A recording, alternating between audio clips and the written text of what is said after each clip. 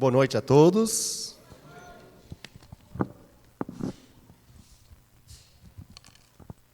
É realmente um privilégio estar aqui com vocês deste lado. É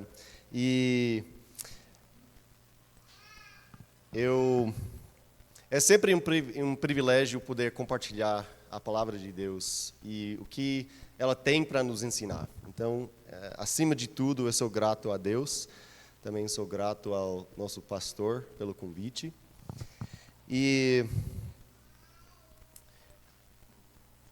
Então, quem aqui usa as redes sociais? Alguém usa, né? Pode confessar seus pecados aqui. Então, não sei quem, talvez você use Instagram, né? Eu não. Eu vou dizer logo de cara que o que eu vou falar aqui é resultado de pesquisas e não resultado de uso pessoal. Mas, para quem usa Instagram, adivinha quem tem mais seguidores no Instagram, no mundo? Alguém consegue adivinhar? Acertou. Cristiano Ronaldo, o grande jogador de futebol, com mais de 670 milhões de seguidores. 3 vezes a população do Brasil. Já pensou? E no Brasil, quem vocês acham que é o mais seguido no Brasil? Neymar. Então, outro jogador de futebol com mais de 235 milhões de seguidores, ou seja, todos os brasileiros e mais alguns, talvez, né, expatriados lá no exterior, né, seguem o Neymar. E a mulher mais seguida no mundo? Alguém consegue adivinhar? Alguém? Bom, é a cantora Selena Gomez, com mais de 400 milhões de seguidores. É interessante notar que todos os top 10 no mundo são ou jogadores, cantores ou modelos. O que isso significa? O que isso quer dizer sobre o nosso mundo e nossos interesses? Pois você já parou para refletir sobre qual é o real significado de seguir alguém nas redes sociais? Significa que você gosta da pessoa, ou o que ela faz, ou do jeito dela?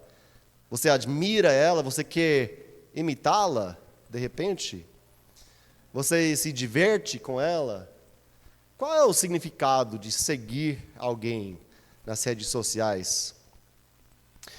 Como é que esse fenômeno pode afetar nossa compreensão do chamado de seguir a Jesus? Pois eu vou propor para vocês que nós precisamos tomar muito cuidado com nossa compreensão do que significa seguir alguém, especialmente quando nós aplicamos essa definição ao mestre. Hoje nós podemos abrir o texto em João capítulo 11, é o primeiro texto, é o texto principal que nós vamos estudar hoje à noite. E vamos explorar a diferença entre ser um seguidor e ser um discípulo. Um seguidor nos moldes do mundo e ser um discípulo.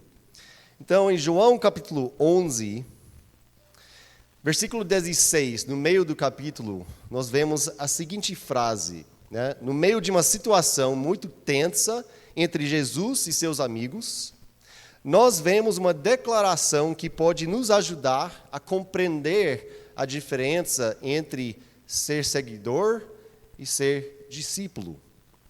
Diz o texto: então Tomé, chamado Dídimo, disse aos outros discípulos: vamos também nós para morrer com o Mestre. Então, hoje à noite nós vamos estudar João capítulo 11 e o contexto dessa frase, meia desesperada, meia corajosa. Mas primeiro, nós precisamos entender esse termo discípulo.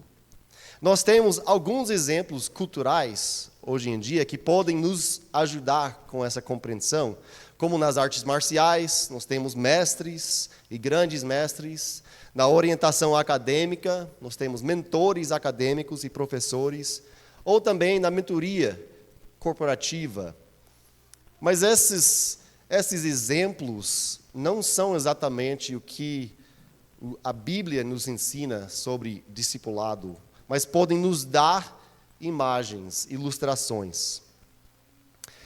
Pois é a definição de discípulo que Jesus nos dá que vai ser nosso ponto de partida. E para isso, nós vamos abrir brevemente, pode marcar o texto lá em João 11, e a gente vai abrir uma outra página dos Evangelhos de Lucas, Evangelho de Lucas, capítulo 14, a partir de versículo 25, onde nós vemos o seguinte texto. Grandes multidões acompanhavam Jesus, e ele, voltando-se, lhes disse: Se alguém vem a mim e não me ama mais do que ama o seu pai, a sua mãe, a sua mulher, os seus filhos e seus irmãos, as suas irmãs, e até a sua própria vida, não pode ser meu discípulo. E quem não tomar a sua cruz e vier após mim, não pode ser meu discípulo. Pois qual de vocês, pretendendo construir uma torre, não se assenta primeiro para calcular a despesa e verificar se tem os meios para concluir? Para não acontecer que, tendo lançado os alicerces e não podendo terminar a construção, todos os que a virem zombem dele. Vamos parar a leitura ali. No primeiro versículo,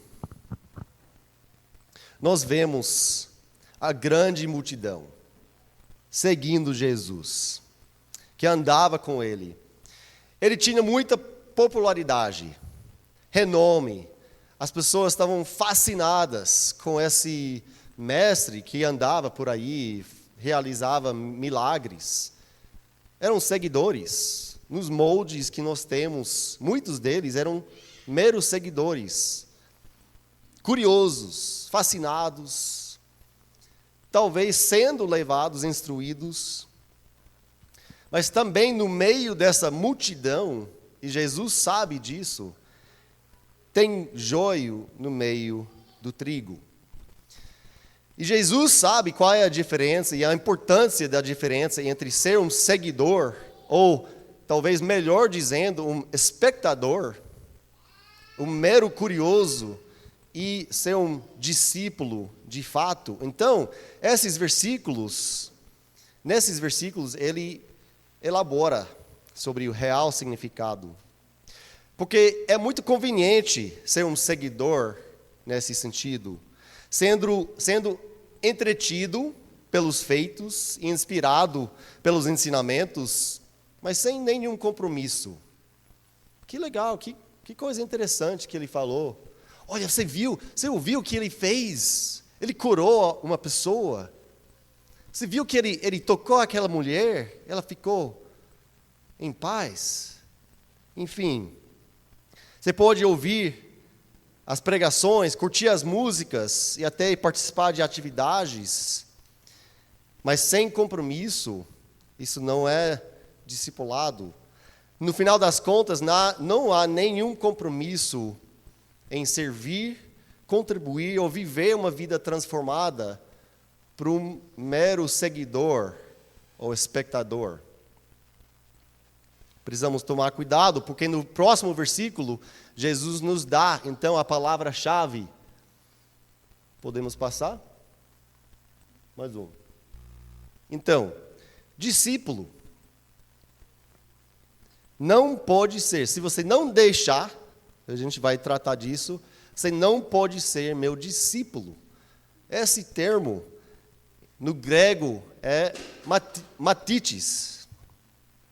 Significa aluno, aderente ou imitador. Implica aquisição de conhecimento e também a prática do mesmo.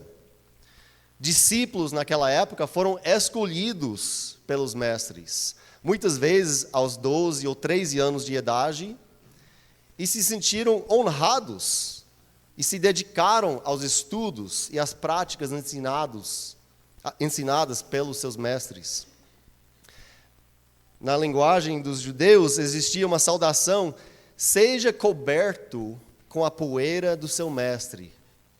Ou seja, anda tão próximo do mestre que a poeira dele se levanta do chão e cai em cima da sua cabeça, dos seus ombros, e assim você saberia que você está realmente seguindo seu mestre fielmente. Era uma expressão muito importante. Nesse sentido, Jesus disse que os discípulos dele seriam, em outros textos, seriam conhecidos pelo seu amor, pela sua fruta ou suas obras, pela sua obediência à palavra de Deus. Mas neste texto aqui, em Lucas, ele vai muito além disso. Então, nesse versículo 26, ele usa o termo, a versão que nós temos aqui, diz que não me ama mais. O termo utilizado literalmente significa odiar ou aborrecer, no grego, detestar, amar menos, sim, colocar em segunda prioridade, né, essas outras coisas. E por que ele usa a família especificamente? Ele está nos ensinando que nós precisamos ordenar nossos afetos para sermos discípulos dele. Esses afetos, especialmente em relação às nossas famílias, não podem superar nosso compromisso com ele. É difícil dizer isso no Dia das Mães, mas Deus é soberano. O foco na família nesse texto tem a ver com os valores culturais. O judeu valorizava a família acima de basicamente qualquer outra coisa. Eles tinham uma forte ligação com as gerações das suas famílias. A gente pode ver isso nas suas genealogias, a importância da manutenção dos terrenos e os cargos que passavam de uma geração para outra, o trabalho que passava.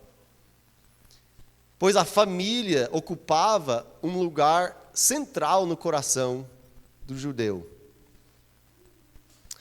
Hoje em dia, talvez Jesus usaria uma outra expressão, um outro desafio para desafiar nossos afetos, nossos corações. Porque talvez nós não costumamos a estimar a família da mesma forma que o judeu estimava naquela época, e muito menos as gerações, pois muitos de nós talvez nem sabemos o nome dos nossos bisavós, mas para um judeu isso seria um absurdo. Você já pensou se Jesus, ao invés de usar a família, se ele tivesse usado a casa, ou trabalho, ou suas realizações e sonhos? Ama menos essas coisas do que você ama a mim. É isso que ele está tentando comunicar aos seus ouvintes neste momento. Em Mateus, a gente ouve, Mateus capítulo 6, amar a Deus mais do que a riqueza. Em João capítulo 12, amar a vida eterna mais do que a vida terrena. Novamente, em versículo 27, aqui em Lucas capítulo 14, aquele que não carrega sua cruz e não me segue, não pode ser meu discípulo. Espera aí, o quê? Amor, obras, obediência, nós entendemos. Mas a cruz, como assim? Nós temos que entender o contexto histórico dessa frase para apreciar o poder dessa expressão. Pois a cruz era um instrumento cruel de humilhação vergonha, subjugação, punição e, claro, morte. Os romanos utilizavam a cruz para intimidar os povos debaixo do seu poder. Era uma pena normalmente reservada para os piores dos criminosos e rebeldes. Além de ser uma morte tortuosa e lenta, o corpo crucificado foi jogado em cima de uma pilha de outros corpos mortos e nem foi enterrado. Que, para o judeu especialmente, representava uma desgraça eterna, que ofende a consciência do ouvinte judeu. Crucificação, então, é uma imagem extremamente forte para o judeu. Então, primeiro Jesus diz, você tem que amar a sua família, amar a coisa mais preciosa no mundo, menos do que você me ama. E depois, logo em seguida, ele leva uma outra imagem muito difícil para o judeu aceitar. Você precisa carregar sua cruz. É uma imagem que a gente nem consegue compreender. Mas para o judeu é chocante e muito desafiador. Jesus usa essa imagem com a intenção de comunicar a gravidade da decisão de segui-lo e separar o joio do trigo. Certamente, não é uma maneira de ganhar curtidas e seguidores. A mensagem é difícil de entender para quem espera um Messias conquistador, como eles esperavam. O ponto é que um discípulo precisa subjugar sua vontade e seus desejos e sua própria vida às prioridades do seu mestre.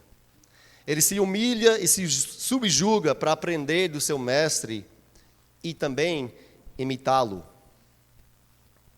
Como eu falei, nós temos exemplos culturais que não chegam perto à imagem que Jesus nos dá. Mas quando você pensa, eu pratico artes marciais, eu pratico taekwondo, e quando você pensa em seguir um mestre, você adota não só as técnicas, mas também a atitude, o espírito, o compromisso, a compreensão, o propósito, a motivação. E tem que ser muito prático. Você tem que colocar o que você aprende na prática. Jesus está dizendo aqui para a gente, em relação à cruz, que o discípulo tem que estar disposto a ser declarado um inimigo do príncipe deste mundo, da mesma maneira que quem foi pendurado naquela cruz foi declarado para todos na região: esse aqui é um inimigo do Império Romano.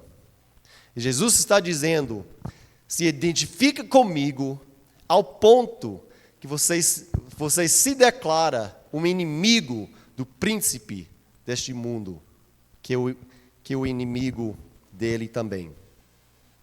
Pois o discípulo de Jesus tem que escolher entre observar e obedecer, curiosidade ou compromisso, rebelião ou rendição. Ele continua, depois de usar a imagem da cruz, falando sobre a necessidade de calcular o preço, ou seja, contar o custo, de tomar uma decisão de olhos abertos, sabendo que pode custar até sua vida, seus planos, suas preferências e seu conforto.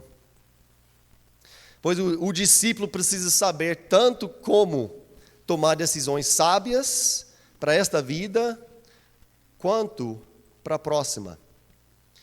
E em versículo 29 ele diz que é vergonhoso se chamar de discípulo e se desviar ou errar o caminho. Não estar preparado, não entender o que isso significa e assim desonrar o seu mestre. Você já pensou, já refletiu sobre isso em algum momento? O real significado de discípulo? Qual é a natureza do seu compromisso hoje com o Senhor Jesus, o Cristo de Nazaré? Pode passar? Um discípulo tem um mestre que conhece o caminho à frente. A boa notícia é que ele conhece o caminho. Ele está dando o exemplo. Assim, o discípulo tem um alvo, ou modelo, e um caminho de vida a seguir. O apóstolo Pedro diz na sua primeira carta, capítulo 2, para isso vocês foram chamados, pois também Cristo sofreu no lugar de vocês, deixando-lhes exemplo, para que sigam os seus passos. É isso que você quer?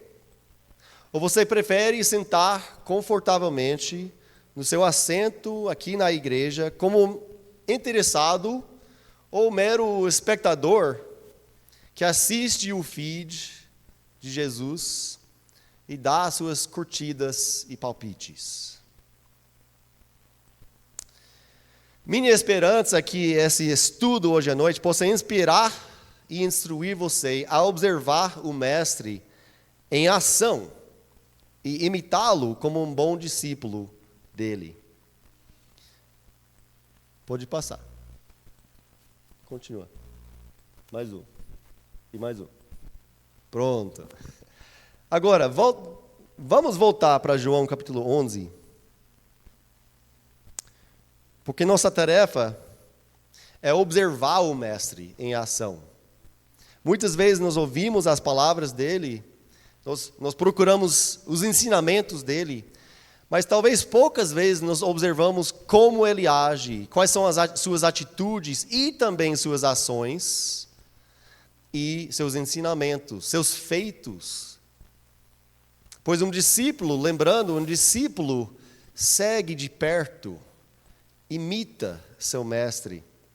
Então, nosso texto em João capítulo 11 é o seguinte: é um episódio na vida de Jesus que só João nos relata. Tem vários desses, né? Deus escolheu João para nos trazer alguns insights sobre a vida de Jesus.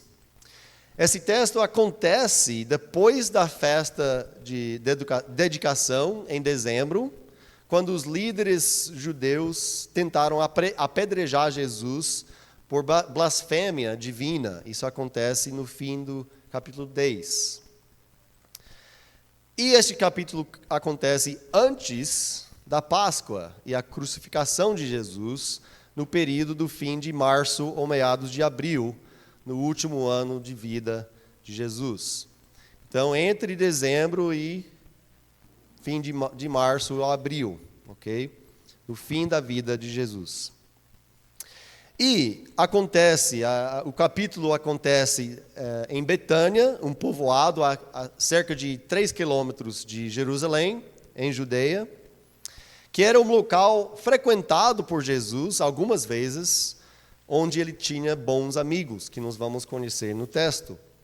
Mas, no início do capítulo, Jesus começa em um outro local, no outro lado do Rio Jordão, onde ele tinha buscado refúgio depois de um atentado na vida dele no capítulo anterior.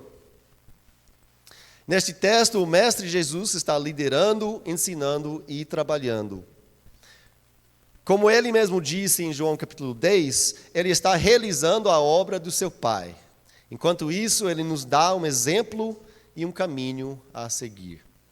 Vamos analisar, então, nesse texto, 6 atributos dele, revelados na realização do seu maior milagre naquele lado da cruz. Pode passar. Começando, versículos 1 a 6. Um homem chamado Lázaro estava doente. Ele era de Betânia, da aldeia de Maria e de sua irmã Marta. Esta Maria, cujo irmão Lázaro estava doente, era a mesma que ungiu o Senhor com perfume e lhe enxugou os pés com os seus cabelos. Por isso as irmãs de Lázaro mandaram dizer a Jesus: aquele que o Senhor ama está doente. Ao receber a notícia, Jesus disse: essa doença não é para a morte, mas para a glória de Deus, a fim de que o Filho de Deus seja glorificado por meio dela. Ora, Jesus amava Marta e a irmã dela, e também Lázaro. Quando soube que Lázaro estava doente, ainda se demorou 2 dias no lugar onde estava. Vamos dar uma pausa aqui. Então chega a notícia de que uma doença grave do amigo amado de Jesus, Lázaro, e surpreendentemente Jesus espera. Aos olhos de seus discípulos e das suas amigas, Marta e Maria, ele não faz nada, pois ele é paciente. Apesar de amar essa família, de fato, ele não se apressa, ele não fica ansioso, ou desesperado, ou estressado. Ele mantém a compostura. Jesus compreende o tempo de Deus e a ação apropriada de acordo com esse timing perfeito, o tempo perfeito. Ele não força a oportunidade, ele espera mesmo quando outros estão pressionando ele a tomar uma decisão. Ele tem uma perspectiva eterna, focada na glória de Deus, em todas as circunstâncias. Essa é sua prioridade e sua cosmovisão do mundo, que é a glória do Pai acima de tudo. Eu lembro 2 anos atrás que um astronauta texano, por sinal, ele estava na Estação Espacial Internacional e era para passar apenas uma semana. Talvez vocês lembrem desse caso, ele e uma mulher. E, infelizmente, deu algum problema lá. Eles ficaram 9 meses presos na estação espacial lá, muito longe das suas famílias e queridos. E antes de voltar à Terra, depois de 9 meses, Butch Wilmore é o nome dele, foi entrevistado por um jornal americano sobre sua experiência, o que ele tinha aprendido. E ouvem a resposta dele aqui. Posso dizer honestamente que meu sentimento sobre tudo isso remota à minha fé. Está vinculado ao meu Senhor e Salvador, Jesus Cristo. Ele está trabalhando em seu plano e seus propósitos para a sua glória por toda a humanidade. E como isso afeta nossas vidas, é significativo e importante. E seja como for, estou contente porque eu entendo isso. Eu entendo que Ele está trabalhando em todas as coisas. Ele falou essas palavras antes de voltar para a terra, antes de abraçar sua família e saber que ele ia chegar bem em casa. E graças a Deus ele chegou. A aplicação para nós como discípulos, o discípulo de Jesus está conectado com Deus ao ponto de compreender o seu tempo para agir. Seja paciente nas suas decisões familiares, decisões no trabalho e decisões financeiras. Quantos de nós reagimos de maneira errada e tomamos decisões precipitadas por falta de paciência? Quantas vezes nós pioramos situações por agir no desespero e no estresse por falta de autocontrole e compreensão dos planos de Deus? Nós precisamos aprender a orar, refletir e contemplar os planos e caráter de Deus. Não seja reativo e apressado, mas confie no tempo perfeito de Deus para alinhar as coisas de acordo com a sua boa, perfeita e agradável vontade. Pode continuar. Então, cada slide daqui à frente vai ser assim, tá? Um atributo e uma aplicação. Vamos continuar no texto, a partir do versículo 7. Depois disse aos seus discípulos, Jesus, vamos outra vez para a Judeia. Os discípulos disseram, mestre, ainda há pouco os judeus queriam apedrejá-lo, e o Senhor quer voltar para lá? Jesus respondeu, não é verdade que o dia tem 12 horas? Se alguém andar de dia, não tropeça, porque vê a luz deste mundo. Mas se andar de noite, tropeça, porque nele não há luz. Tendo dito isso, acrescentou, nosso amigo Lázaro adormeceu, mas vou despertá-lo. Então os discípulos disseram, Senhor, se dorme, estará salvo. Jesus falava da morte de Lázaro, mas eles pensavam que tivesse falado do repouso, do sono. Então Jesus lhes disse claramente, Lázaro morreu. Por causa de vocês, eu me alegro de que não estivesse lá, para que vocês possam crer. Mas vamos até ele. Então Tomé, chamado Dídimo, disse aos outros discípulos, vamos também nós para morrer com o mestre.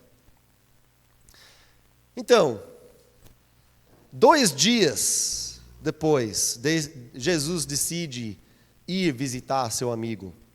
Ele revela aos discípulos que Lázaro já está morto, mas que a glória de Deus será revelada. E, com o consentimento de Tomé, reconhecendo o grande perigo de voltar à Judeia, os discípulos partem com Jesus para Betânia. O mestre, Jesus, é determinado. Ele espera e depois decide agir com propósito e coragem, sem se preocupar com perigo ou a pressão dos seus companheiros.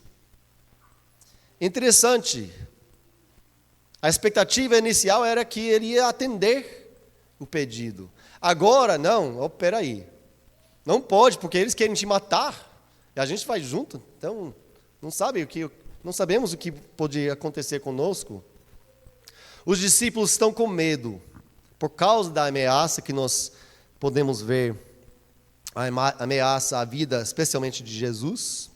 E eles tentam, de várias formas, convencer Jesus de que isso não é uma boa ideia. Ao contrário, Jesus está confiante em andar na luz do seu Pai. Ele está confiante no seu próprio objetivo. Ele não duvida do caminho certo, e uma vez que ele toma a sua decisão, ele age prontamente. Ele não vacila nem demora. Ele tem um propósito claro. Ele diz que ele mesmo esperou de propósito para poder acordar Lázaro. Para quê? Sempre temos que prestar atenção quando nós vemos isso. Para quê? Por qual motivo? Para que ele, Jesus, podia ser glorificado. Para que seus discípulos podiam crer na sua divindade e no seu poder sobre a vida e a morte. A aplicação do discípulo é que, ao tomar uma decisão bem considerada diante de Deus, o discípulo de Jesus é determinado e convicto sobre o caminho independente das suas consequências. Não deixe críticas, obstáculos ou riscos tirarem seu foco do objetivo que Deus colocou na sua frente. Não vacile no meio do caminho. Convicção não é obstinação. Para o discípulo, convicção é uma crença ou atitude rendida a Deus.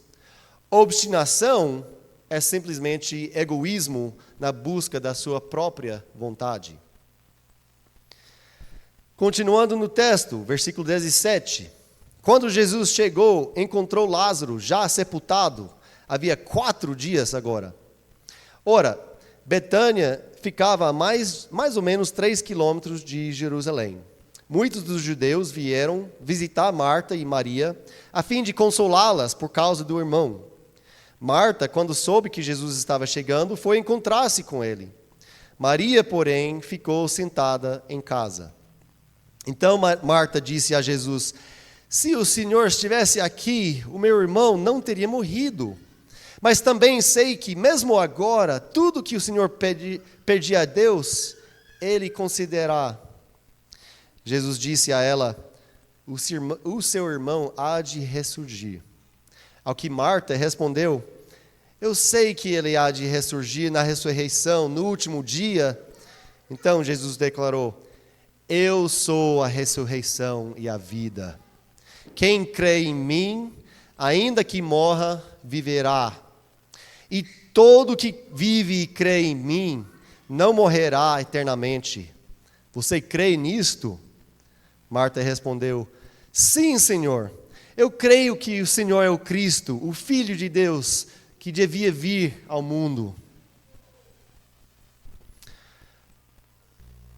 4 dias depois de receber a notícia, Jesus chega a Betânia. Marta, uma das irmãs de Lázaro, vai ao encontro dele, afirmando o seu poder. E Jesus agora tem essa mensagem surpreendente para ela, que nós precisamos entender. O Mestre, Jesus, é inspirador. Eu sou a ressurreição e a vida. Aquele que crê em mim, ainda que morra, viverá. E quem vive e crê em mim não morrerá eternamente. Jesus escolhe este momento e a fé ousada de Marta para abertamente proclamar um ensinamento crítico e inspirador sobre sua própria identidade na sua resposta a Marta. Com mais uma declaração, eu sou, ele reafirma sua divindade, identificando-se com o eu sou, o Deus soberano de Monte Sinai, que os judeus conhecem. Ele afirma sem dúvida sua centralidade na esperança dos judeus em relação ao Messias e o fim dos tempos.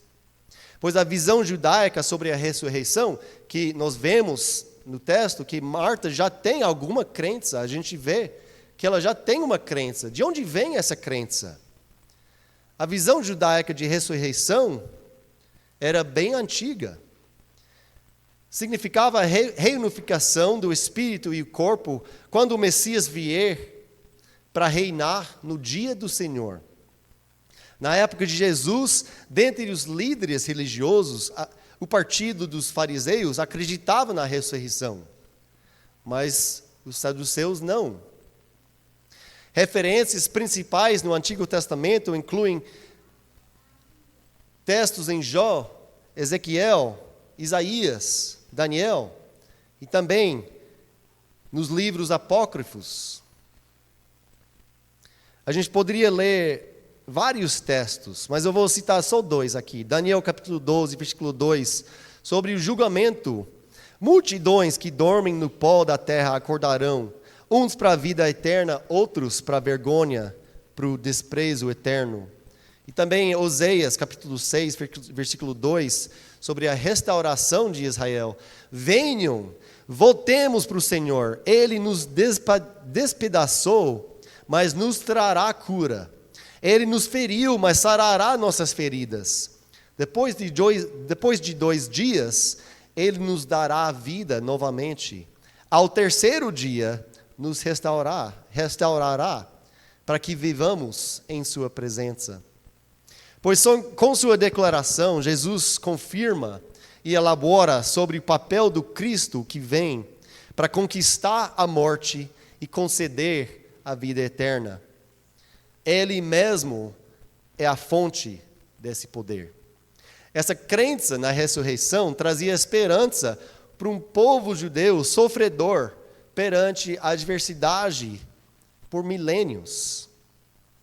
Para Jesus afirmar isso sobre ele mesmo, era uma revelação inspiradora, incrível e muito clara sobre sua identidade.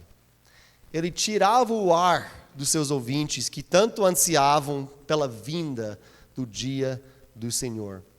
Para nós é muito difícil compreender o tamanho da importância dessa declaração. Ele não diz que seus discípulos não morrerão, só não morrerão eternamente. Esta declaração e a da Marta, de que ele é o Filho de Deus, foram feitas na presença dos discípulos para que eles também pudessem ser inspirados para perseverar e pudessem testemunhar dessa verdade para outros. É para isso que Jesus veio a Betânia.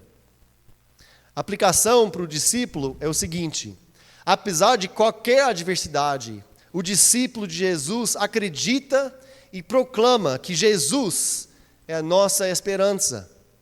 Nada neste mundo pode nos separar do seu amor. Nada neste mundo é mais forte. Jesus venceu o mundo. Em Cristo nós também vencemos o mundo e a morte. Essa verdade tem que nos inspirar a qualquer custo.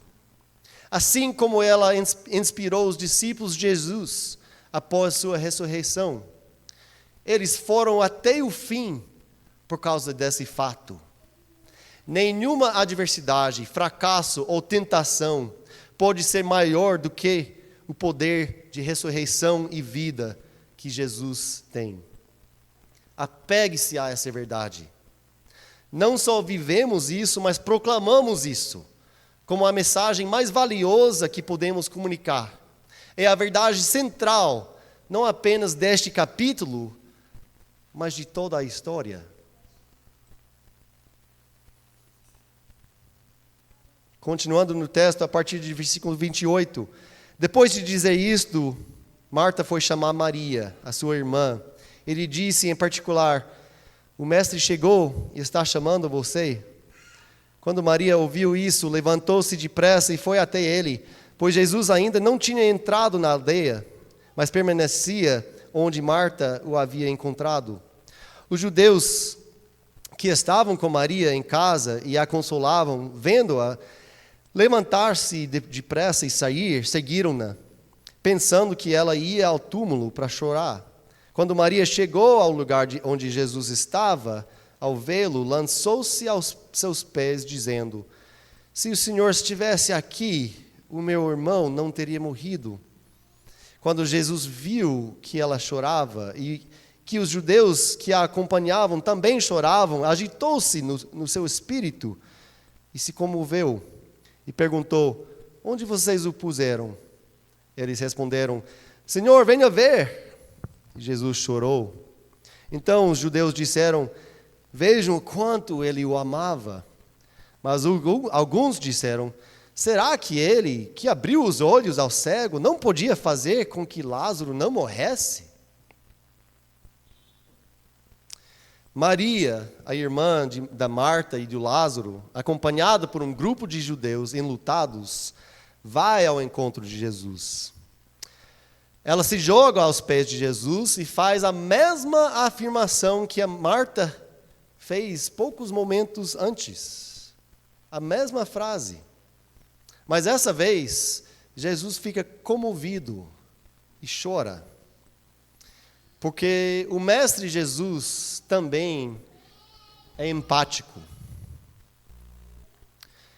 Ao encontro de Maria e o grupo de judeus enlutados, Jesus responde emocionalmente a mesma afirmação feita por Marta poucos momentos antes. Jesus demonstra uma compreensão e sensibilidade a personalidades diferentes. Ele demonstra publicamente sua vulnerabilidade e seu amor por essa família querida. Ele foi profundamente comovido, diz o texto, e perturbado, e ele chorou. Com essa demonstração emocional e empática, ele nos dá um exemplo de masculinidade amorosa, um amigo de verdade, um mestre que se importa intensamente com seus discípulos. Isso deve nos confortar. Um discípulo de Jesus é sensível e responsivo ao lidar com e ministrar aos outros. O apóstolo Paulo nos diz em Romanos capítulo 12, alegrem-se com os que se alegram e chorem com os que choram. Onde nós podemos aplicar isso é fácil, lidando com nossos cônjuges, em particular, maridos com suas esposas. Consolando alguém que sofreu uma perda ou decepção. Ajudando alguém que fracassou no trabalho. Ou talvez compartilhando o evangelho com sensibilidade. Nós também podemos aprender do mestre como demonstrar nossas emoções de forma sensível. Continuando no texto, Jesus, agitando-se novamente em si mesmo, foi até o túmulo, que era uma gruta em cuja entrada tinham colocado uma pedra. Então Jesus ordenou, tirem a pedra. Marta, irmã do falecido, disse a Jesus, Senhor, já cheira mal, porque está morto há 4 dias. Jesus respondeu, eu não disse a você que se cresce veria a glória de Deus? Então tiraram a pedra, e Jesus, levantando os olhos para o céu, disse, Pai, graças te dou porque me ouviste. Eu sei que sempre me ouves, mas falei isso por causa da multidão presente, para que creiam que tu me enviaste. Jesus, seus discípulos, as irmãs de Lázaro e o grupo de judeus vão ao túmulo. E o mestre ora. Com todo o tumulto em volta dele, mesmo tendo poder sobre a vida e a morte, Jesus se une com e inclui seu Pai neste momento milagroso de ressuscitar Lázaro. Ele não age sozinho, diferente de Moisés, ao bater a rocha para brotar água. Jesus reforça sua união com o Pai, algo que quase levou à sua morte na sua última vinda a Jerusalém. Quando ele falou que eu e o Pai somos um, no fim de capítulo 10. Aqui ele publicamente declara a glória do Pai. Ele tem alegria em glorificar ao Pai. Mas ele fala aqui que ele ora intencionalmente para que, novamente, presta atenção, para que seus ouvintes, que agora incluem judeus de Jerusalém, que vão voltar à capital e reportar ao povo e também aos líderes religiosos, para que eles pudessem crer que Deus Pai o enviou. E que ele tem, assim, sendo enviado pelo Pai, ele tem autoridade divina. A aplicação para nós como discípulos é que o discípulo de Jesus se alegra ao depender do poder do Deus Pai em oração. Pois orar não é fraqueza, é fidelidade. Não tenha vergonha, tenha orgulho de ter essa linha direta ao Criador do universo. Deus quer estar conosco, Ele quer colaborar, literalmente trabalhar conosco. Lembre que Jesus disse, eu estarei com vocês até o fim da era. Busca a presença e a glória de Deus em tudo. É isso que Paulo quer dizer quando ele diz para orar sem cessar. Reconhece sua dependência dele e convida ele para te guiar. Voltando ao texto, versículo 43. E depois de dizer isso, clamou em alta voz, Lázaro, venha para fora. Aquele que tinha morrido saiu, tendo os pés e as mãos amarrados com ataduras e o rosto envolto num lenço. Então Jesus lhe ordenou, desamarrem-no e deixem ele vá. Muitos dos judeus que tinham vindo visitar Maria, vendo o que Jesus havia feito, creram nele. Jesus, o Mestre, é libertador. Em um momento simbólico de todo o ministério de Jesus para todos os tempos, Jesus literalmente pede para desamarrar seu amigo e deixá-lo ir em liberdade. Para entender a magnitude desse milagre, talvez ajude a entender o estado de um cadáver morto há 4 dias. O mau cheiro mencionado por Marta é o de menos. O corpo já entra em putrefação, uma deterioração e liquefação dos tecidos devido à bactéria os consumindo. O corpo se infla e começa a expelir fluidos, gases e espuma. E a pele começa a derreter e virar uma cor esverdeada. Ou seja, não é uma cena agradável. Então, quando Jesus manda tirar as faixas de linho, o povo está esperando algo mais ou menos assim. Por isso que eles de jeito nenhum querem abrir aquele túmulo. Agora, você consegue imaginar a cena de incredulidade ao ver um homem morto há 4 dias, nessa condição, andando e completamente restaurado? Novamente, é difícil imaginar, mas eles presenciaram esse milagre. A ressurreição de Lázaro cumpre ou confirma a promessa do Messias em Jesus. Jesus mesmo disse em Jerusalém: eu lhes dou a vida eterna, e minhas ovelhas jamais perecerão. Ninguém as poderá arrancar da minha mão. Ele nem toca, detalhe aqui no texto, ele nem toca no Lázaro. Ele só fala, assim como ele fez na criação do mundo, pois a palavra dele é tão poderosa.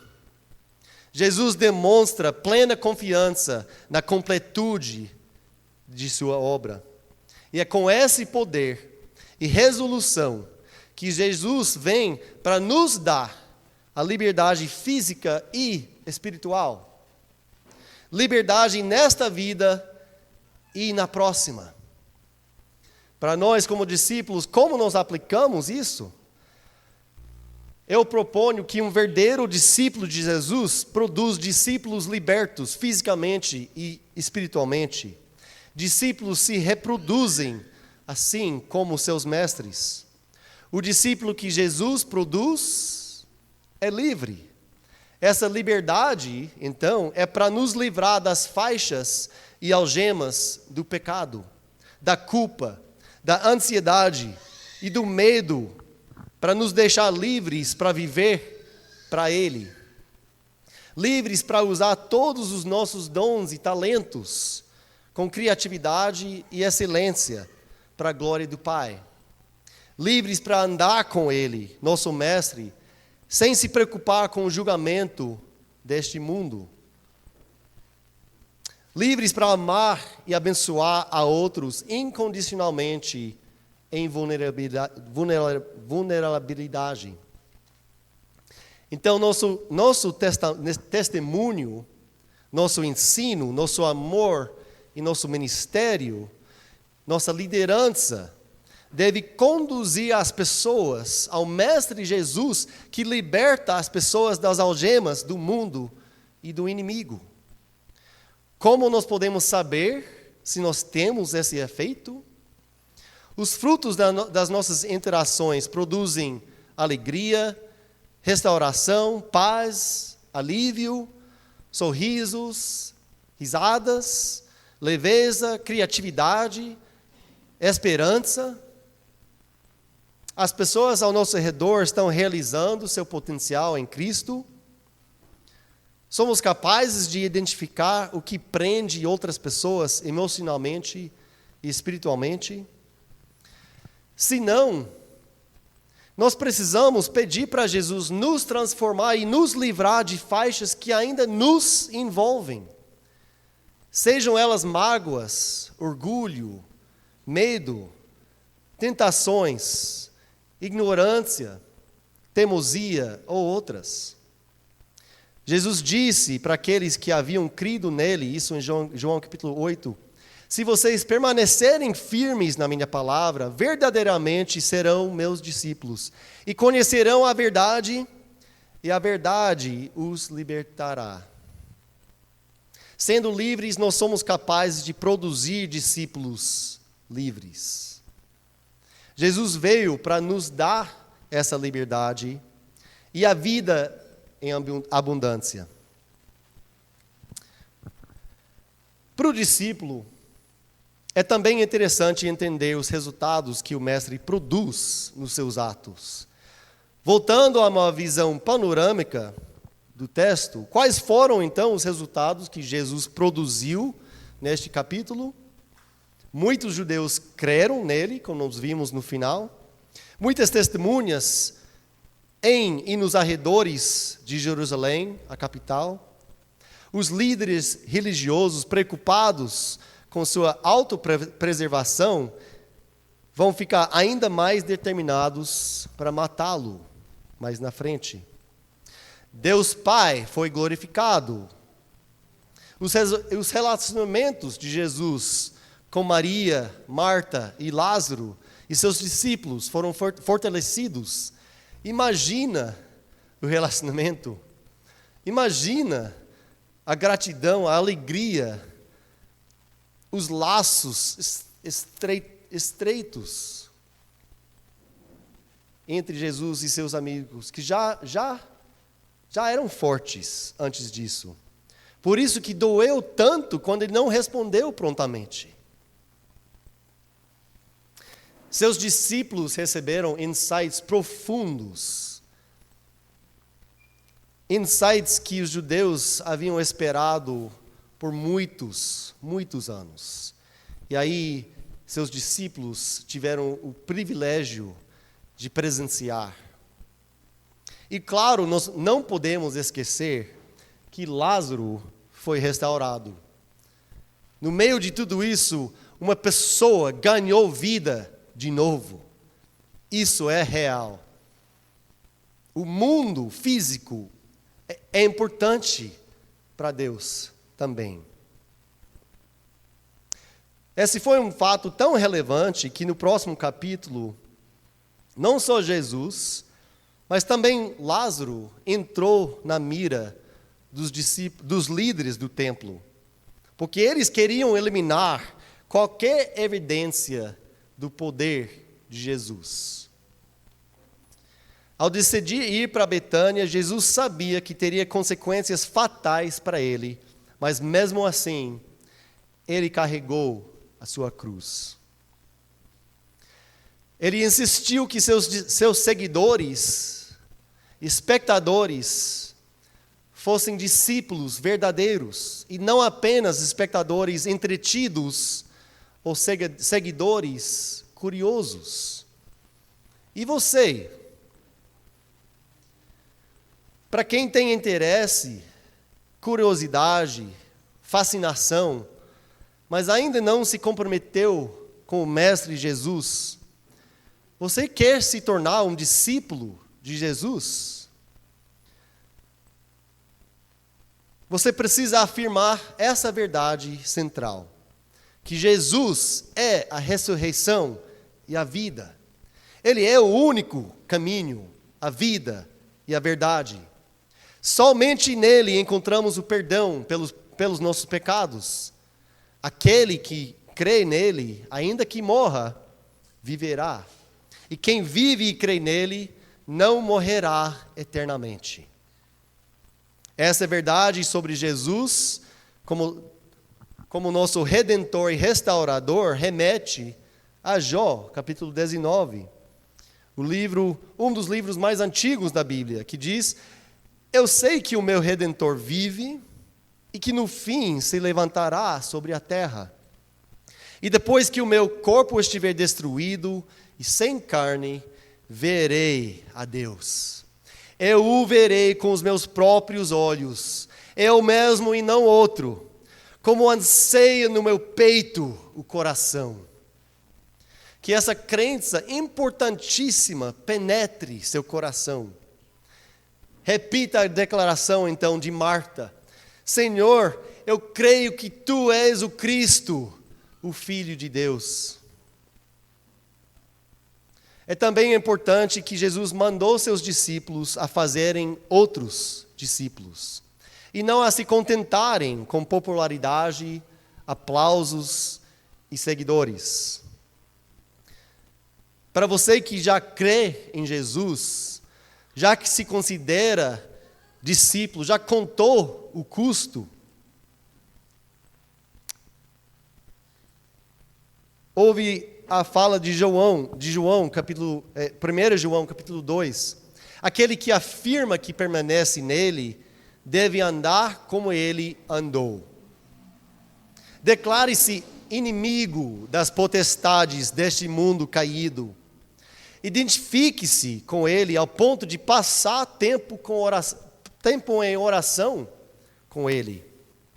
Leia as Escrituras, buscando entender seu caráter, seu comportamento e sua visão do mundo. Não só procurando os ensinamentos, mas observando as atitudes e os comportamentos de Jesus.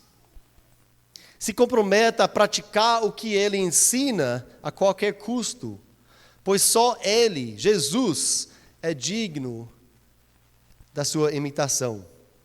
Sua aderência ao caminho dele honra ele e demonstra seu amor por ele. Em Mateus capítulo 11, Jesus nos convida: venham a mim, todos os que estão cansados e sobrecarregados, eu lhes darei descanso. Tomem sobre vocês o meu jugo e aprendam de mim, pois eu sou manso e humilde de coração, e vocês encontrarão descanso para suas almas. Você vai tropeçar, você vai falhar, certamente você vai ser fraco em pelo menos um desses atributos do Mestre. Talvez você já identificou um ou mais deles em que você mesmo pode crescer, pois não estamos no mesmo barco. Peça a Ele para lhe ensinar e transformar. Ele tem o poder de vida. Que você seja coberto com a poeira do Senhor Jesus. Vamos orar?